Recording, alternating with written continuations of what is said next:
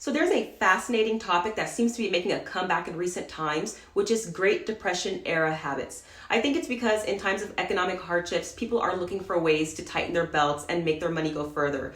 That's why these timeless, thrifty habits really do come into play. So let's take a closer look at these 8 frugal Great Depression skills that are resurging in popularity. First on the list is home gardening. Growing your own fruits and vegetables not only saves you money, but also provides you with fresh, organic produce. It's a skill that was widely practiced during the Great Depression and is now being embraced once again. Next up is mending and sewing. Instead of throwing away worn out clothes, people are dusting off their sewing machines or sewing kits and learning how to mend and repair their garments. It's a sustainable way to save money and reduce waste.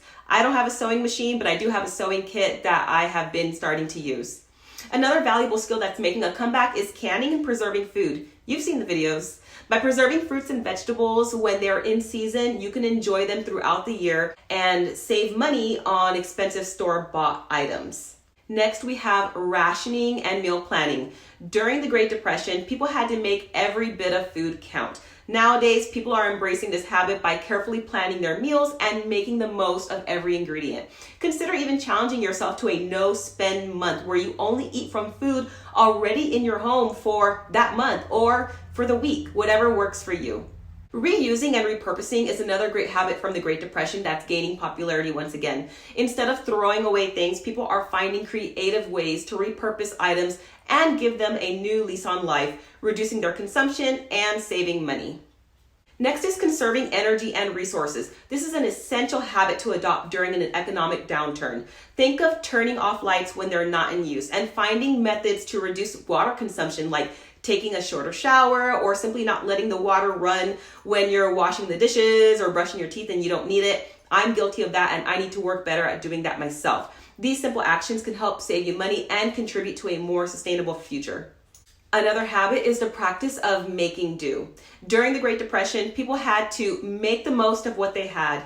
An example would be using cardboard and cotton for shoe soles once they got worn out, or going without milk or meat because of the steep price increases. Today, people are taking inspiration from this mindset and finding creative solutions instead of immediately reaching for their wallets. Lastly, we have community support. During the Great Depression, people relied heavily on community networks to survive. So now more than ever, we're even seeing that. We're seeing communities come together to support one another, whether they are sharing resources or skills or even emotional support. So make those contacts, build those relationships, and it's going to be very, very helpful in the future.